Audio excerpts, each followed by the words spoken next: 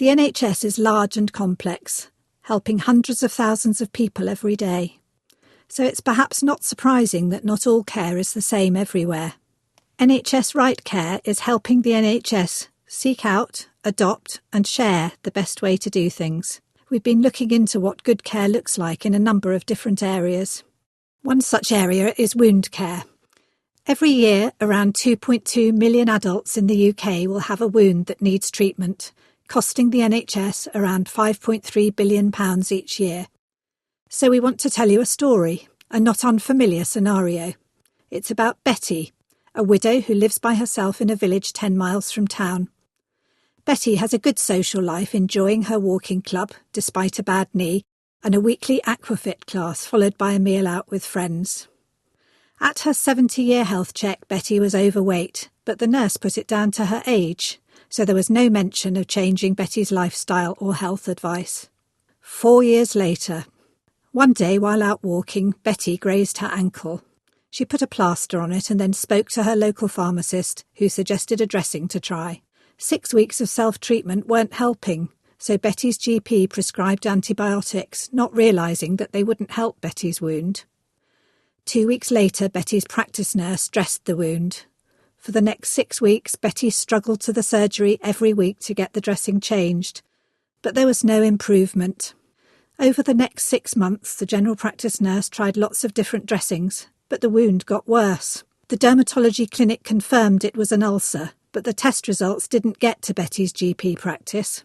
Although the nurse was doing her best, her training was out of date, so she didn't feel confident applying the type of dressing needed. The appointment slots were too short and treatment was delayed as equipment wasn't working. Meanwhile, Betty couldn't bathe with the dressings, so didn't feel clean. She worried about the wound smelling, so didn't want friends to call round. She couldn't go out with her walking club, nor go to aquafit. Because of her wound, she couldn't have the knee operation that would have helped her get more mobile and lose weight.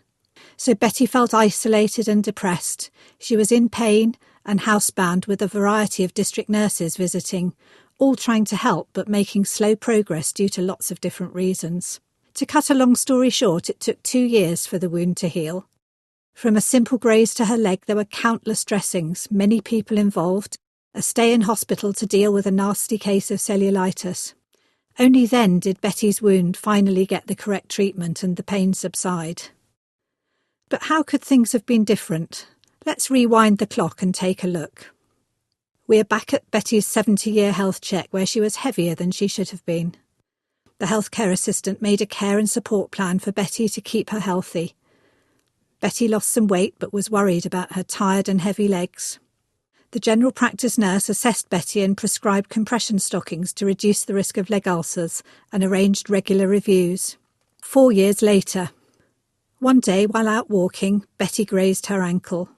She put a plaster on it so it wouldn't stick to the compression stockings she wore every day. She then asked the advice of her local pharmacist, who knew just what to do. The local NHS had agreed a protocol for anyone who had a lower leg wound, so she advised Betty to see the practice nurse at her GP surgery without delay. The practice nurse dressed Betty's wound, prescribed some cream to moisturise Betty's skin and some medicine for the pain. She referred Betty to the leg ulcer clinic for a full assessment, and a couple of days later the clinic confirmed it was a venous leg ulcer. Treatment of the wound started straight away with specialist compression bandaging that had been proven to work. The nurse also gave her an information leaflet all about it.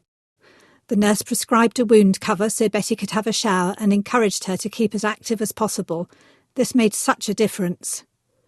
Betty returned to the clinic the next day and again a week later to have the ulcer checked and measured. Betty was pleased to see it getting smaller. Progress. After 2 weeks in bandages, the nurse gave Betty a prescription for compression stockings to wear then and in the future, and advised Betty to keep her leg moisturised. 8 weeks from visiting the practice nurse, the ulcer had completely healed. 6 months later, Betty was able to have her knee operation that meant she could rejoin her rambling club and get back to her old self. Let's recap on how things were different. For Betty, early, best practice treatment stopped the ulcer in its tracks, and within a month the wound had healed. Betty's active social life that kept her healthy and in good spirits continued, and her knee operation would go ahead without delay. And for the NHS, providing care in this way cost around 10 times less than the first scenario. It's a win-win for everyone. Let's make it happen everywhere. Through NHS RightCare, we aim to improve healthcare for everyone, so that we all get the right care in the right place at the right time.